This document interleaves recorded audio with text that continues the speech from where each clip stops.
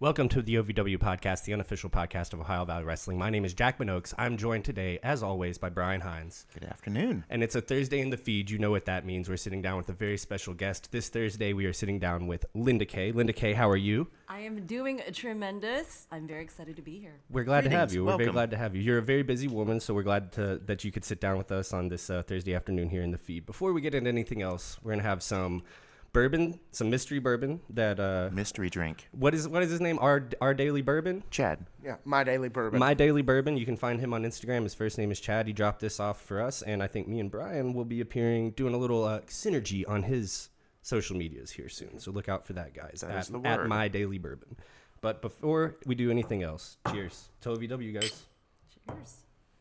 Cheers. OVW Podcast. Unofficially. Smells delightful. It's good.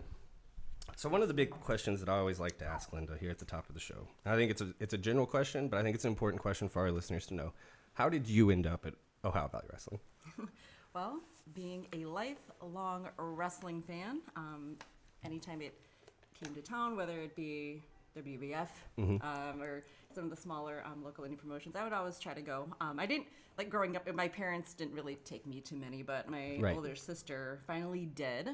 My first live event was actually for WWF, which was King of the Ring at 1996, Mecca Arena, Milwaukee, Wisconsin. That's a big one. That is the I wanted to Stone ask you Cold about Steve that. Austin one, right? Austin The 316 birth of design. 316, yeah. Yes. What was it like to be in the crowd for that? Yeah, seriously. I mean, it was awesome. I mean, I was still pretty young at the time, but I mean, not too young, but young enough that I was, nosebleed seats. But it was my first taste of a live event, and knowing like this is something that sometime in life, if the universe gels and it allows me the ability to be a part of, it'd be awesome. So with that, fast forward a couple years later, and I met my great friend Dave Hero, a person we hear a lot about around Yes. here. a wonderful fanny pack kid Cal Hero. One of our favorites. Yes.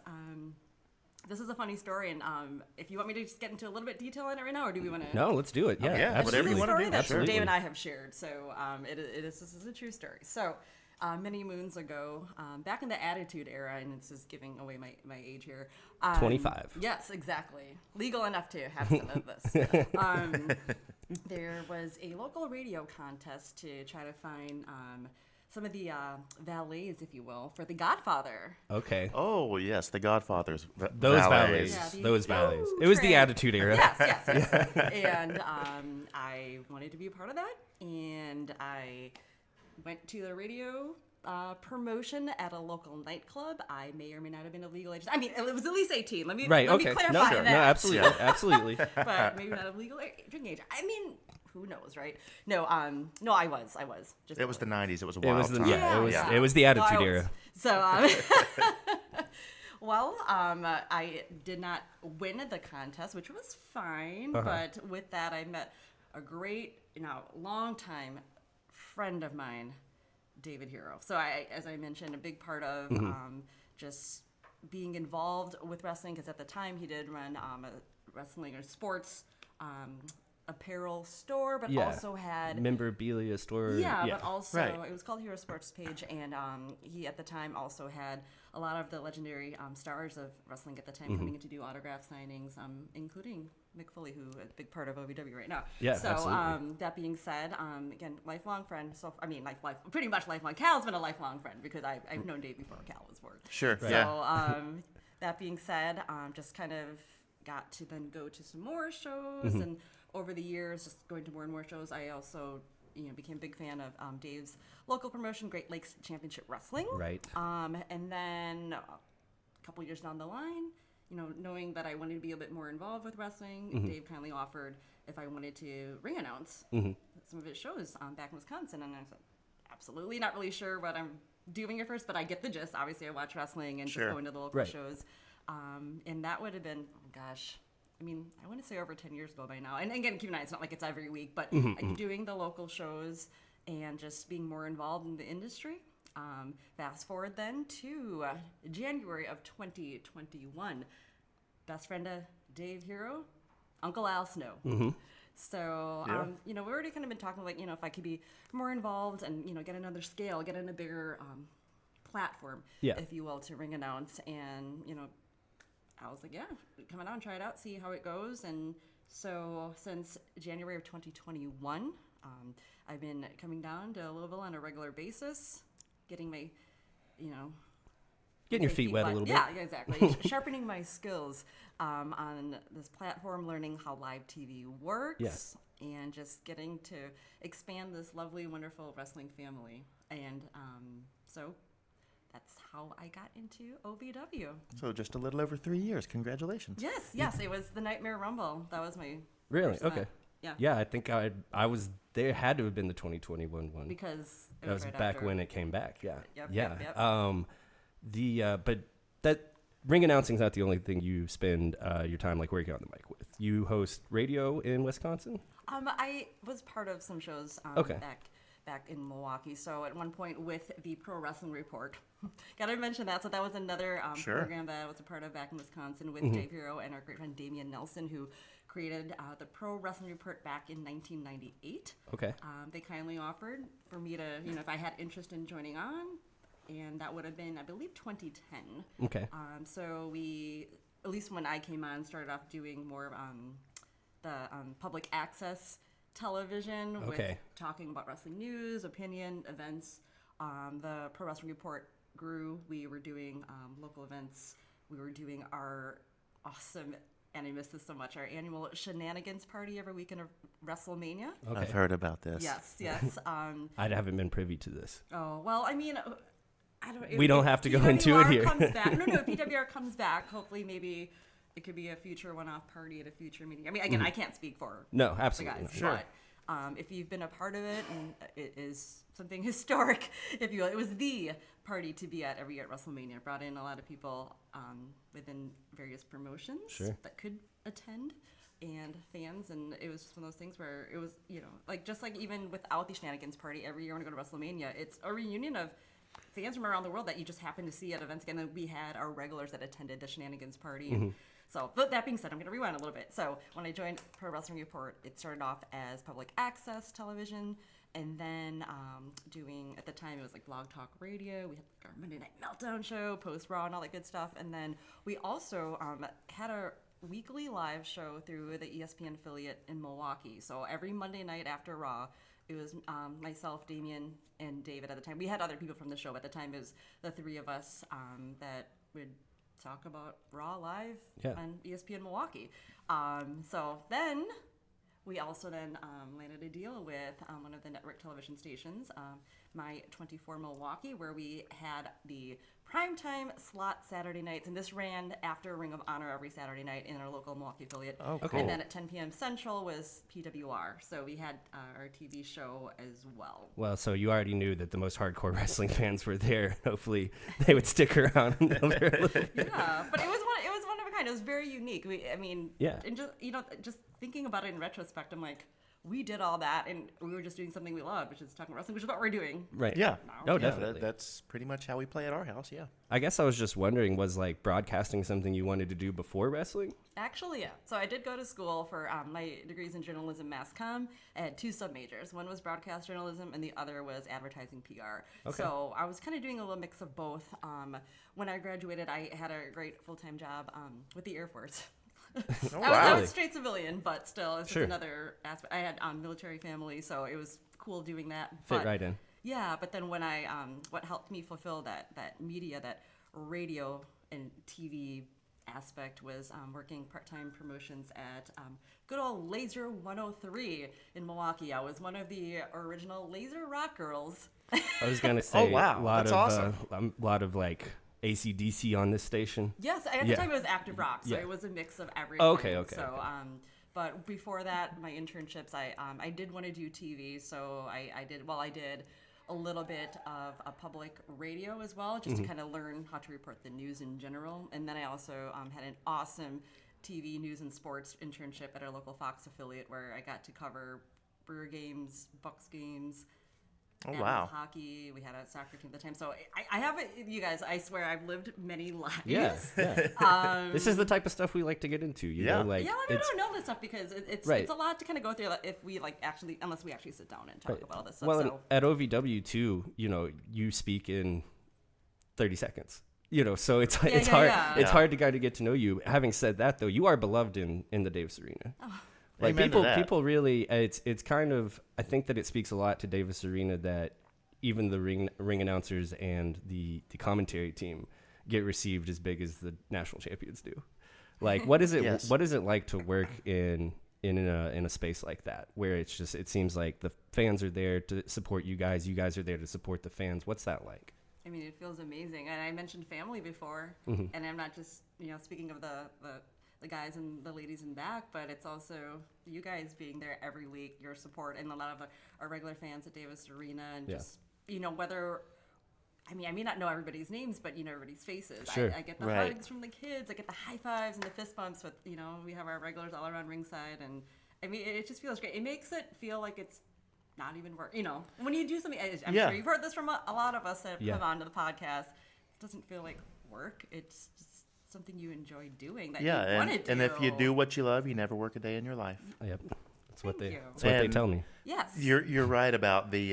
It's not just the people in the back; it's the crowd. Like, we were there in attendance for the most recent episode, and there were people that I'm used to seeing all the time, and got concerned because I didn't see them right away. It's Like weird, isn't it? Keith, Weird. I like Keith a lot. Shout out to Keith. Shout out to Keith. And after I finally got in and got seated, and there was a lull between matches, and I got to looking around. I thought, oh man, I don't see Keith here, and I was kind of worried. Like, is Keith all right? We were just talking on Facebook the other day, and then 3/4 of the way through, it's like, oh yeah, he's sitting right across from me. There was just too much other stuff going on, and then I got to talk to him afterwards. But it is very much like a family atmosphere there.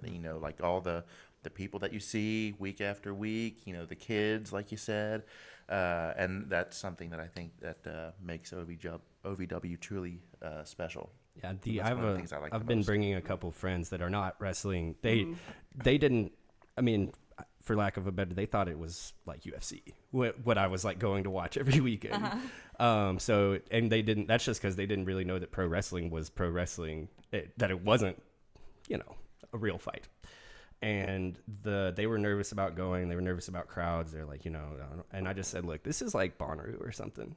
I was like, this is, everybody's on the same page here. Everybody's looking out for each other. Everyone's supporting each other. I was like, this isn't like going to any other sporting event or any other concert or play or movie or anything else that you've ever been to. Like, this is a place where people are there to have your back. Like, if you fall down, people are there to pick you up. And I know that sounds a little dramatic, but it's true. And that's not that way at every crowd, but it is that way almost every single time at Davis Arena, and that is like truly, truly, really special. It speaks a lot to what you guys are able to build every week. Yeah, I mean, even the shows I do back home, some of my friends that like, we want to come see you. They're always just like, "What the first question is? It like WWF, like that kind of stuff?" And they mention Hogan, Yeah, Sure. Just stuff that they remember from their childhood, and I'm like, yes. On a different scale. Yeah. But yes. Yes, similar So, but different. Yeah, but Yeah. even those that don't even watch it, they just want to come support, and they see it, and every single one of them always say at the end, "That was the most fun I've ever had." Yeah. My another one of my friends who we've been friends since high school, and I take him to all the wrestling stuff. He lives in Nashville, so there's a lot of stuff that comes through there that I want to see. I'm just like, I'll buy your ticket, whatever. The two most shows he's had the most fun at, and he's seen it all, is OVW and GCW, and I really do think it's because OVW runs such a tight, fun, easy to follow show, and then it's hard to compete with GCW when it's like light tubes and 5-4, like. But as he's not a wrestling fan, and it's those are the two things that I know just watching his reaction and the way he talks about it. Those are two things he enjoys the most, and they are on complete opposite sides of the wrestling spectrum. And I just think it's really great. I think it's really, really cool because a lot of wrestling brands, big, small, or in the middle, couldn't build what OVW does week in and week out. Oh, absolutely. I mean, you guys being right here regularly, you've seen the growth, you've seen the recent changes, It's and I wanted amazing. to ask you about that. and just with our production and just the product we give. I mean, that's what's so fulfilling about it. Just being a part of, whether you've known somebody on the current roster for a couple of years or brand new, like we're really stepping up our game and really trying to better. Ourselves, and I mean that in a great way. Like, Right. we Oh yeah, wanna it's be the quite best. noticeable, And I wanna- especially like in the last month or so. Definitely. I wanted to ask about that too, because you mentioned you get there in 2021, and you're just like, I believe you said something to the effect of, I'm looking for an opportunity in the wrestling industry, kind of get my name out there, get more experience, TV experience, live TV experience. And then OVW becomes what it is now. 3 years in, OVW becomes something that I don't know if, I think a lot of people would have hoped for, but I don't think anybody could have imagined. Yeah. What is it like to have been there through that growth period? I mean, it's been awesome just growing as well. And, I mean, it's been a roller coaster ride, but every time, it's like we're still climbing up Yeah. that hill, that roller coaster ride. So, I guess like what has just been so awesome, and just thinking about everything in retrospect, is how things were at the time. I mean, just like production for me, like obviously, that's a big aspect of what the shows are for me each week. Sure. Or is like learning live TV, having the earpiece and learn. There's so much like in the one, just thinking about when I watch. No, you can get in the nitty gritty TV, too if like you want. growing up, like you don't think about, you see the refs with like the earpieces, or the announcers, like you don't see that they have one, but there's so much to that. At the time I was just like, okay, well, I will learn. I'm brand new here. I made a few people there, and everyone was so kind, welcoming me in, and just I think starting off, I think what it was just me doing a few backstage interviews, and I think it was with my friend Kelly right there, and then also as with Jesse Goddard, and I've known Jesse just from shows that we've done like in the past too, so that made me feel comfortable, and it was just fun doing that, because like in the shows I do back home, it's not TV, so it's like we don't really do those interviews, but because I have some interviewing backgrounds just from school and from what we're doing with PWR, I'm like, this is pretty awesome, and just again watching a lot of WB and then other promotions, but WB has always been my Was it intimidating to kind of be forced to grow alongside OVW's rapid growth? Yeah. So it was a lot of learning. So it was Nightmare Rumble, and then I want to say that week's live TV. The time we were still doing Tuesday night, so I stayed in town and did that. And I think just off the spot, like Eric Cornish, my ringside tag team voice partner, of the Valley. Yep. Right there Eric. on the wall. I think at the time, I don't know if he was good guy. He was Good guy. Yeah, absolutely. I don't think it was available that night, so it was me and we had Stephanie. Hi, Stephanie as well. Doing the show on our own, and it was like my second show in and running like TV. They're like, everyone in the back like, you'll be fine. Famous last words. I like seeing that because that is true. Everything will be all right. You'll be fine. Yeah. Obviously, that pushes you to really learn on the fly too. Sure. But even then too, just like if again, we were just still in a big learning phase. So if things didn't always go right, it's okay. You just, as long as you get the show going, keep it moving. We always finish the show. Yeah. And then you just work to better yourself the next one, or you learn more like just what to do. But that was awesome. I mean, I the fact that I was trusted enough to just run it. Granted, like I've known Al and some of the crew and back for a while, but this is only my second time here learning TV. But you'll be fine. Okay. You and got I think this. we finished the show, so we were fine. I'm glad you mentioned that word trust, because that was immediately the word that came to my mind. Is like to even be backstage there and then to immediately be thrust into a very important role. That's a trust that you earned pretty easily, it seems like. But it also seems like in OVW or in wrestling in general, sometimes that trust, it's very hard to earn, and then it's very easy to lose, right? Yeah, And that's got to be intimidating when you're the new kid on the block doing something you've never done before. Yeah, no, and shout out to AJ McKay as well. I mean, what a huge part in helping make the product, with production and his voiceover work. My goodness, so he was a great help in that transition for me as well. So working closely with AJ and Eric, and everybody else, but just like when I first started, like we worked like very closely together. And sure, they helped you along. Well, yeah, because and Eric and AJ can attest to this, that I ask a lot of questions, but that's not a bad thing. No. necessarily. Well, he's a good guy to ask. Yeah, he's a good guy. So thanks for patience with that. What do you think is next for OVW? What do you see? Well, I mean, just it getting bigger and bigger. Like, I mean, just over the years, it just kind of gets back to that question, just like how things have grown. And, the first couple of years, like we do our show, that I've been there. We do the show. You never knew what the attendance was necessarily each week, but you just go out there, you give it, 100+%. Yeah. And you just perform, whether it's as if you're performing in front of one person or 5 to 500, it doesn't matter. Exactly. Yeah. So, obviously, I don't know if you're going to ask about wrestlers on Netflix, if that's coming up, but that definitely helped boost some of the attendance as of late, and as well as just bringing in people from not just around the country, but we've had people from around the world trying coming in to see Yeah, that's OVW true. for the Yeah. first time.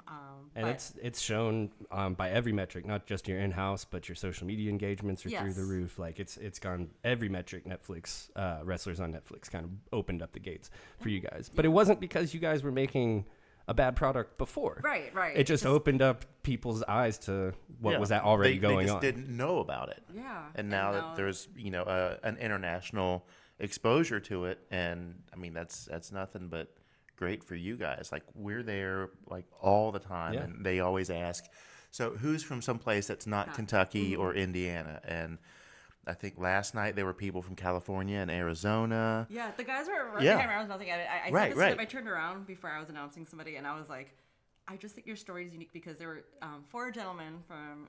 It was. They went to high school together, Yeah, right? it was like their 50 or like almost Was it 50 year 50? like something high school thing. Like it was just like their Yeah. get together was to come to see OVW, but they flew in. We had California, Arizona, Right, yeah. Chicago, I believe as well. So I was just like that's awesome. But also to your question again, just now that being a part of this, and while we're putting on, an amazing product, bigger and bigger and just better and more improving. Yeah. More improved, each week as we move along. But there's still stuff that we can always improve on too. So at this point with the transition, you can see like we're bettering our craft, but we're still it's cool seeing how and being a part of. We're still moving up. Yeah. along. Oh, yeah. I know you guys being there, you see that too, and you can really learn to appreciate that even more. And unlike every other sport, there's not 3 months of the year where you can go in and do a bunch of renovation and have it show. The nature of wrestling is no off season. The nature of wrestling is we have to have this done by 6:25 on a Thursday night to have people walk in the door. Oh yeah. It's just a little different, and I don't think that a lot of people take into effect that about wrestling is that changes have to happen incrementally because you don't have a year, 3 months out of a year, 4 months out of a year to destroy the whole staff, bring back all new people, there's no renovate the off-season. ballpark. Yeah, it's wrestling's in a unique spot of being, as a sport and a television show at the same time. Well, yeah, and I can't speak for much of the renovations. I was not in town much, but for our talent and staff and crew, it was all them. That, and I don't know how much people realize that. When you go to shows, you see, the tearing down on the ring from our talent and whatnot, but a lot of what was done to Davis Arena, that's. Well, I know. I would say us, but I honestly, I guess I can't take credit for it. I was not in town, but.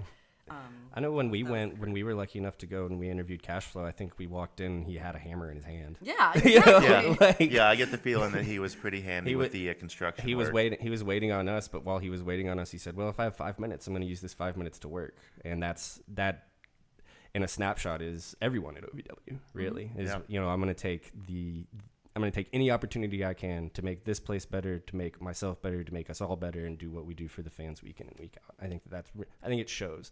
And a lot of wrestling, big, small, or otherwise, it just doesn't. It just doesn't a lot of the time. And I think that I'm so glad that OVW has had the last year that it's had so that wrestling fans or not wrestling fans can see what OVW brings to the table, what all of you guys do every week. Yeah, and then we just announced a few tour dates as well. That's showing some more growth and expansion as well to other audiences. Maybe not necessarily just in the Ohio Valley area, but who knows where it could take us. Just to we have that other exposure. Yeah, we have our live TV show each and every Thursday night. We have our pay-per-views. Now we have it accessible, like our Thursday nights, just live on Facebook or through the OVW YouTube channel as well. But getting that exposure and possibly seeing us in your town sometime soon. And seriously, if you have never been to an OVW show, if you were from out of state or if you're from in-state, if you're from wherever, go to the OVW show at Davis Arena so Eric Cornish can ask you where you came from and how far you had to travel. And B, if they're coming to your town, go. Because OVW shows are the most fun shows, period. They just are. Just easy going, good wrestling. It's unbeatable. The entertainment value too. Yeah. This is pro wrestling. You're gonna get some fun. growing up, everyone was like, "Oh, is it like a male soap opera?" That's what I would always say. I mean, yeah, Yeah, kind of. it doesn't have to be male soap opera. It's just because now the audience is not not primarily No. male. I mean, I'm going again back in the day when. Sure, back like- in the day, it was almost all guys, but it's then- a and then different little day Linda. and a different age, and now it's like wrestling is for everybody. Yeah. Yeah. Yeah, there's nobody that it couldn't appeal to. The male soap opera thing, I when I was in college and I was in like arts administration, and I would always write like, who do you want to intern for? I'd write like OVW and stuff. And, finally my teacher was like, I think you might be in the wrong, major, because it seems like you want to go into like sports. And I was like, no, that's not like the wrestling I like and I hated having it leave my mouth. I like the male soap opera style. And she goes, oh yeah, then no, totally, yeah, we can work on that. And I was just like, it just like killed me, because I guess she thought I was a complete moron too for the last 2.5 months, that everything I would write would be like, they do television and they do this. And I'm like, no, it's it's art, I promise. They make costumes. Linda Kay, you're on this other podcast. I want to talk about that just momentarily. It's called the Ringside Podcast. It's a great podcast. That's all we're going to say about it. Can you plug all the rest of your social media? So, I do have my website, lovelylindak.com, and that is what my name is back home for GLCW. I know David or our DJ for the shows would bring me out as, please welcome the lovely Linda Kay. So that's how that came about. So That's perfect. It's lovelylindak.com. I have stuff on there, kind of like I went a little bit about what I discussed with you about my upbringing, and I didn't really get too detailed on that, but you can go and check out in the about me portion. Oh yeah, we did yesterday on the way there, because we had an interview and we have to prepare because we're journalists and stuff. Exactly. See, Are yes, we? I know. I got you because I was doing my journalistic work too. Right. So you can learn a little bit more about me. I have some clips on there just from some announcings. I over the years I've had some in-ring work. I've reffed a couple times, some unique opportunities at Blizzard Brawl. It's GLCW's big show in Waukesha, Wisconsin every year. And that mixed tag team from not long ago. With Mr. Hero. Yeah. Yeah. Oh, yeah. That too. By the way, Cal has helped me learn some things that every time I would have to have either a match or just if I was preparing for possibility of being in the ring for something. Cal did show me a few things, so that's awesome. And then also for my first couple of matches, we have this annual show we do in Wisconsin, in Ashepin, Wisconsin.